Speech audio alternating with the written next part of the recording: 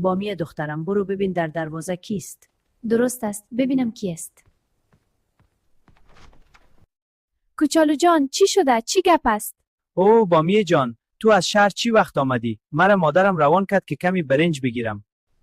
کوچولو بچیم، چطور هستی؟ مادرت خوب است؟ چطور آمدی؟ سلام خالم، من خوب هستم. مادر، کوچولو پشت برنج آمده. کور هستی؟ نمیبینی راه ره؟ اشتباه شد دیگه ندیدم. برو گم شو. مادر، این لوده کوچولو چرا آمده بود خانه ما؟ من او را خانه ما نبیا گفته بودم. بادرنگ بچیم کوچولو پشت برنج آمده بود. مادرش روان کرده بود.